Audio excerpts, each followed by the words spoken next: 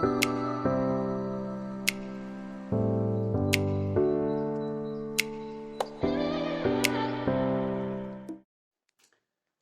students, welcome back to my English class. In earlier classes, I have discussed present tense and past tense. And in this class, I am going to discuss the future tense. पहले के class में हमने बताया है present tense की बनावट, उसके हिंदी और इंग्लिश में स्ट्रक्चर, पास्ट टेंस की बनावट, उसके हिंदी और इंग्लिश में स्ट्रक्चर। इस क्लास में फ्यूचर टेंस के बारे में हम लोग चर्चा करेंगे। तो सबसे पहले जिस प्रकार प्रेजेंट और पास्ट टेंस के चार भेद थे, present indefinite, present imperfect, present perfect, present perfect continuous, उसी तरह फ्यूचर के भी चार पार्ट्स हैं, future indefinite, future imperfect, future perfect and future perfect continuous. तो सबसे पहले फ्यूचर इंडेफिनिट।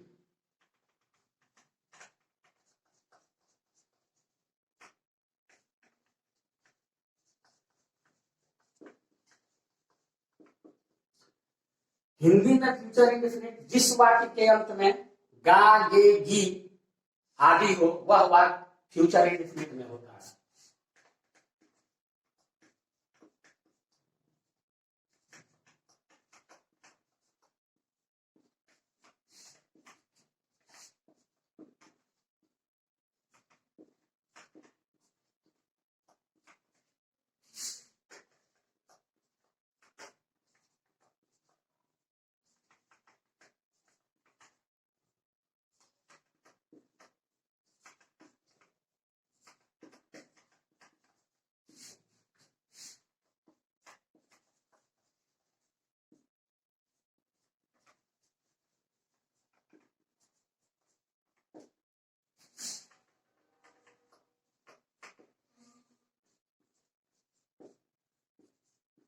जैसे राम आम खाएगा, राम आम खाएगा, अंत में गा है, गागे भी, तो ये फ्यूचर इंडेफिनिट में है। इसका अंग्रेजी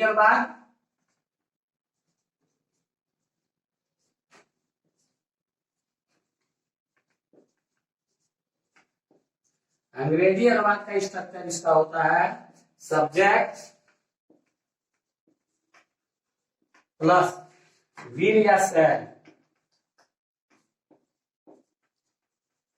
plus verb one.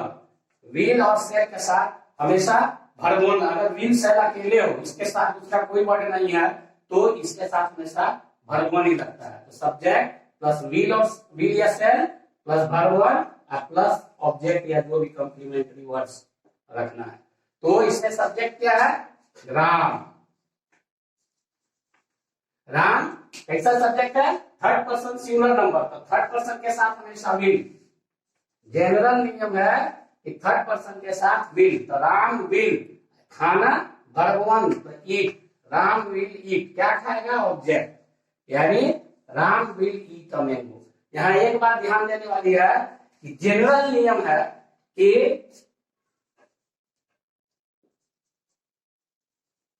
Generally first person के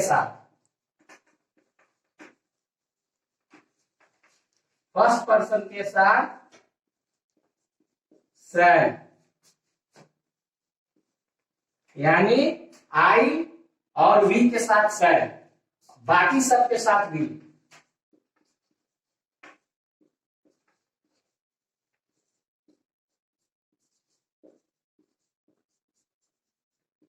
विल ये जनरली यूज होता है। लेकिन अगर किसी वाक्य में जोर दिया हुआ है, जैसे राम आम जरूर खाएगा, तो वहां ये नियम उल्टा हो जाता है।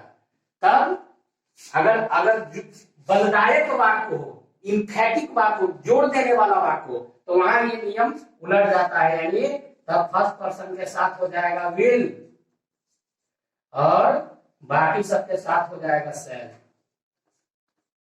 बाकी सबके साथ हो जाएगा शैल। लेकिन इसमें यह ध्यान देना है, इसमें जरूर लगा रहे, जोड़ हो, राम आम जरूर खाएगा, तब होगा कि Ram said eat a mango. लेकिन जनरली राम आम खाएगा। तो अगर जोर नहीं है तो फर्स्ट पर्सन के साथ जो है वो सेड और बाकी सबके साथ विल। अगर जोर है तो ये नियम उल्टा हो जाता है, यानी फर्स्ट पर्सन के साथ विल और बाकी सबके साथ सेड।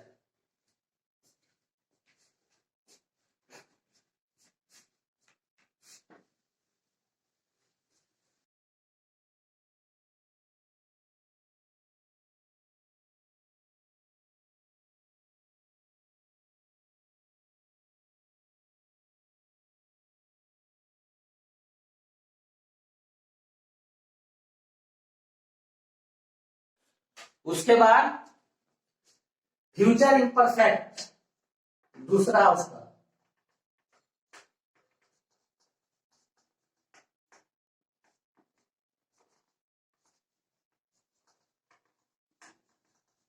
फ्यूचर इम्परफेक्ट और फ्यूचर कंटिन्यूअस।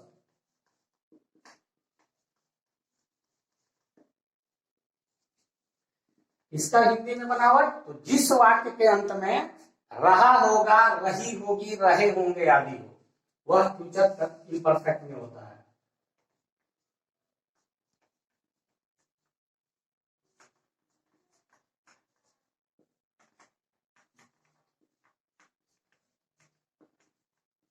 जिस वाक्य के अंत में रहा होगा, रही होगी,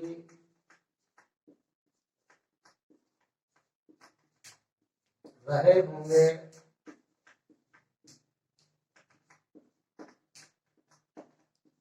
आदि हो,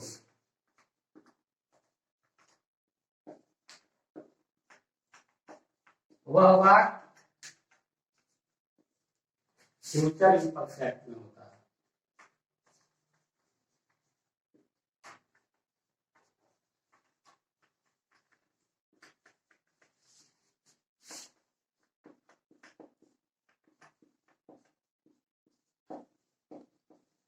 जैसे राम आम खा रहा होगा,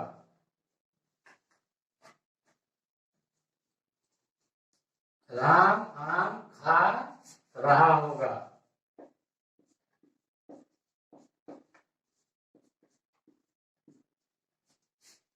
एक ही तरह का एग्जाम्पल इसलिए लेते हैं, पहले भी बताया था मैंने, ताकि अंतर समझ में आ सके कि किस सेंटेंस, किस टेंस का बनावट किस तरह का होता है।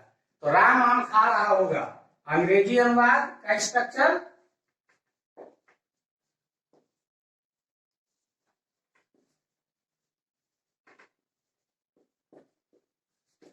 सब्जेक्ट प्लस will या shall plus be plus verb four, तब ऑब्जेक्ट या कोई कॉम्प्लीमेंट्री वर्ब। तो सब्जेक्ट राम, कौन काम कर रहा है, राम। तो Ram third person singular number है, थर्ड पर्सन के साथ तो will, Ram will be verb four, खाना, खाना का एक वर्ब फोर आईएनजी लग जाएगा, eating, Ram will be eating a mango, Ram will be eating a mango, Ram आम खा रहा होगा। तो ये फ्यूचर इम्परफेक्ट और कंटिन्यूअस।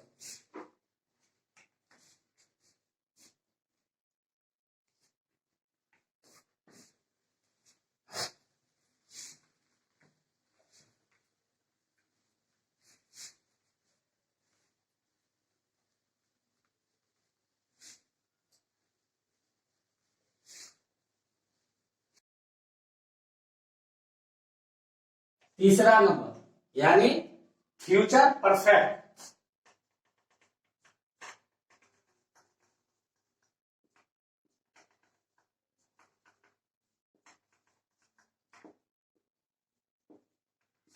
जिस वाक्य के अंत में चुका होगा, चुकी होगी, चुके होंगे आदि हो, वह वाक्य फ्यूचर परफेक्ट में होता है।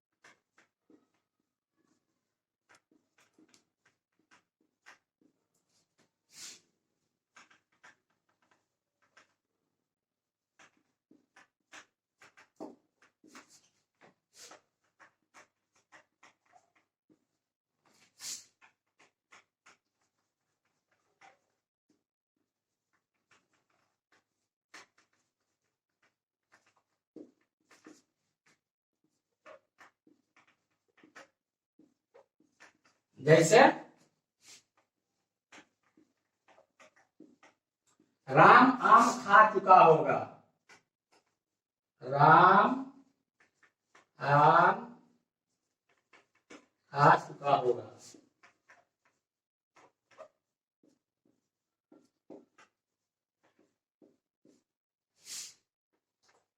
अंग्रेजी अखबार।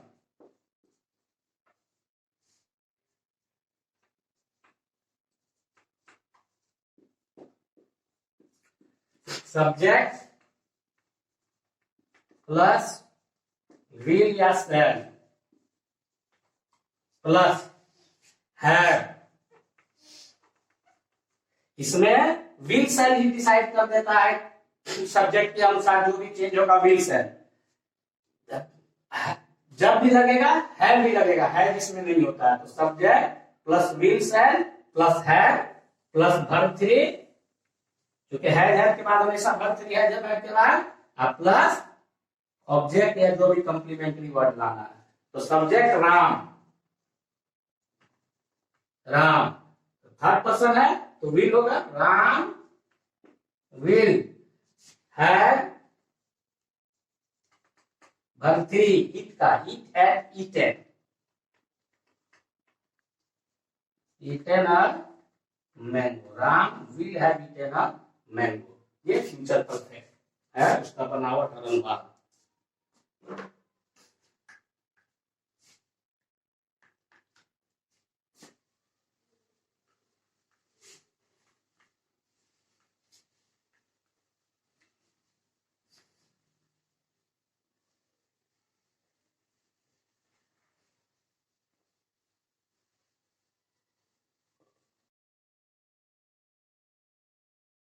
उसके बाद चौथा नंबर यानी फ्यूचर परफेक्ट कंटिन्यूअस।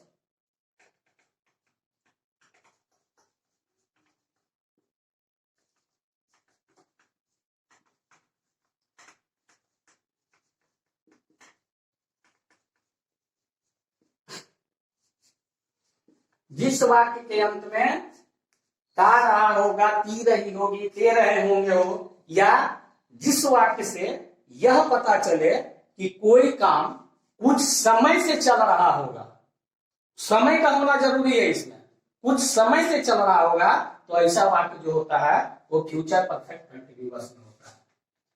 जिस वाक्य के अंत में ता रहा होगा,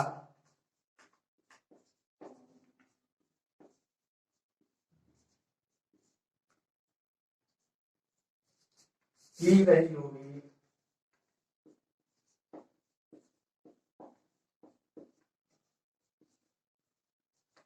या ते रहे होंगे,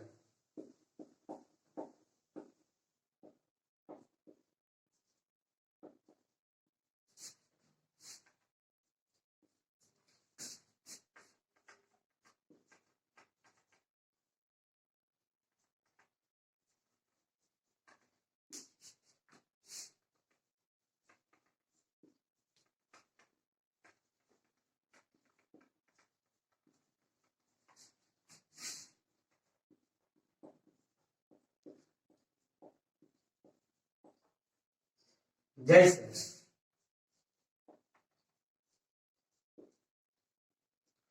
राम 4 वर्षों से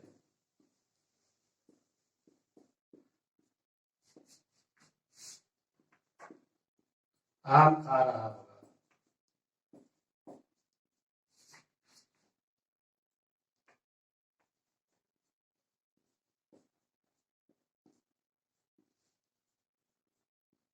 या राम 4 बजे से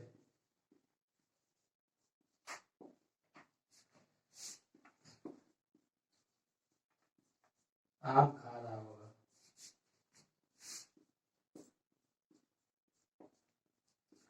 तो प्रेजेंट टेंस या पास्ट टेंस में पॉइंट ऑफ टाइम और पीरियड ऑफ टाइम के लिए बताए थे कि पॉइंट ऑफ टाइम के साथ सिंस लगता है, यानी 4 बजे के साथ सिंस लगेगा। अब पीरियड ऑफ टाइम के साथ फॉर लगता है, लेकिन फ्यूचर परफेक्ट कंटिन्यूअस में न सिंस लगता है न फॉर लगता है, सिर्फ एक वर्ड लगता है, वो है फ्रॉम। तो इसका अंग्रेजी अनुवाद का स्ट्रक्चर क्या हो जाएगा?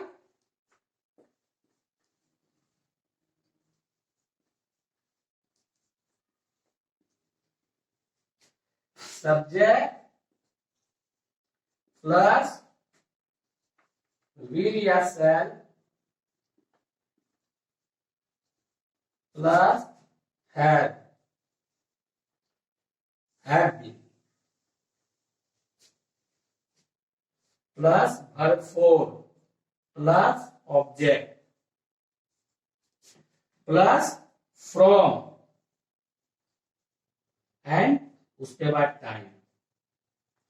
Subject plus will shall plus have been plus verb four plus object plus from plus time. इसमें सिंस या फॉर नहीं लगता है, फ्रॉम लगता है, सब हर तरह के पर्सन के साथ। तो इसका हो जाएगा राम विल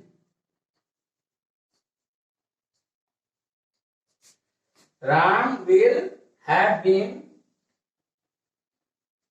eating mangoes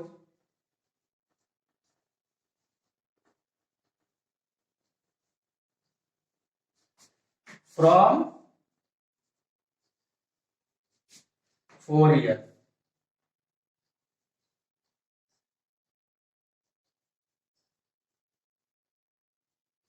और दूसरे का भी हो जाएगा, फ्रॉम ही लगेगा, Ram will have been eating mangoes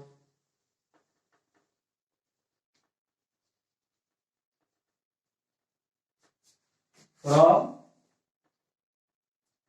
4 o'clock।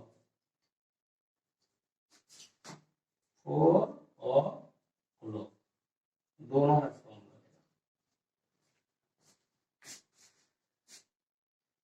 ये टेंस का सारा पार्ट हो गया। पहला क्लास में प्रेजेंट टेंस, दूसरा में पास्ट टेंस, तीसरा में फ्यूचर टेंस। स्टूडेंट्स, अगले क्लास में हम सेंटेंस के बारे में चर्चा करेंगे, क्योंकि शुरू में ही मैंने बताया है कि टेंस और सेंटेंस ये बहुत ही इंपॉर्टेंट टॉपिक्स है, क्योंकि ग्रामर के या ट्रांसलेशन के आगे आने वाले जितने भी टॉपिक्स हैं उनके रूल्स या तो सेंटेंस पर बेस्ड होते हैं या टेंस पर बेस्ड होते हैं। So we will discuss sentence in the next class. Thank you for watching.